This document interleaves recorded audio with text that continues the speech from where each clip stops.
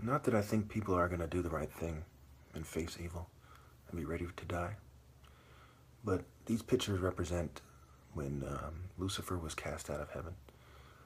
The embarrassment, the pain, the depression. You know, he is basically bat. He has the bat wings. He is the lower self of Pharaoh.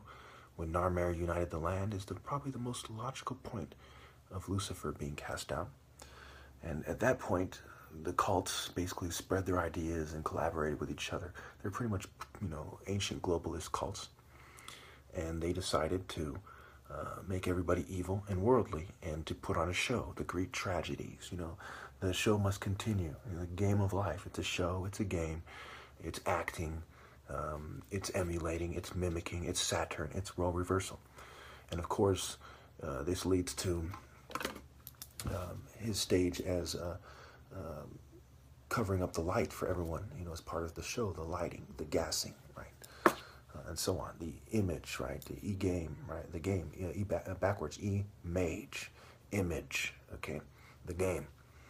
And this ultimately leads to him wanting to reassert the idea and the image of being the greatest martial artist, the greatest warrior, because he was the top angel. He can only truly be embodied by a martial artist in terms of image, in terms of an actor in a play, in terms of those rich people that are funding the play, that are sleeping with the actresses. That's part of Western culture too. That's another story.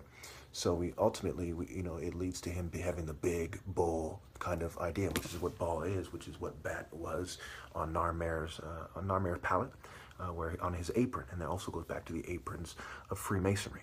When you look at these connections, they're very straightforward. There's no other way around it. This is how it is. Also, we have a picture, going back a few ticks, we see that the angels are standing on higher ground, so it's a desire to be taller.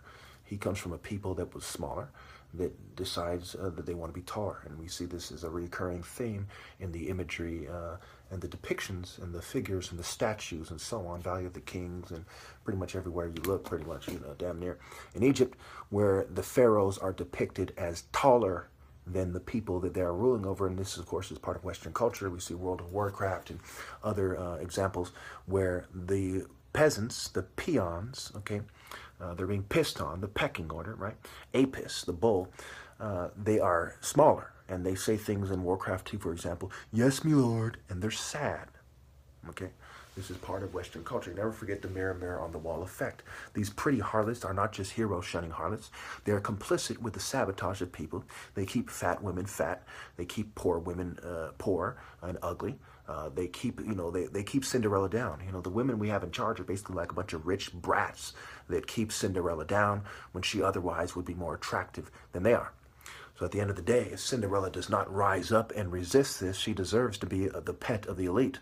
There is no excuse. Life is a martial art challenge, and we are all part of the greater human family. We all have some of Narmer in us, and we need to follow the pharaoh who has the most of Narmer. And when I'm gone, everyone has ill-gotten gains, and they have more of the bull. They have forged through generations the angle of the bull. And there is no more way to fly into heaven. If the bull is a little skinnier than the other bulls and tapes on some wings and drugs everybody and uses psychology, is he magically the falcon? Is he magically right with God? Is he the son of God? No. It is hell on earth. They have raised hell, and women become Cruella, DeVille, Ursula, kind of scum when they get older. If you are insightful or not, it's still there, right? Just whether or not you're perceptive is whether you truly perceive that is the type of scum you are seeing. Never forget these attractive women in society are basically cum rags, and it is the most despicable, decrepit filth that are filling them up with cum. I don't care if they're the cleanest people on the planet, if they are lowly child mass murdering scum, if they are drug pushing filth. I don't want anything to do with them. I don't want their sloppy seconds. I don't want their whores. And believe me, they would have to do a great cleansing to even truly be accepted for the process of redemption. Okay. Now, this doesn't mean that you should act like a dumb bitch and be like, I'm a whore. I'm a whore, and I can't change that. Shut the fuck up. Okay? Find the Spirit of God and move toward redemption.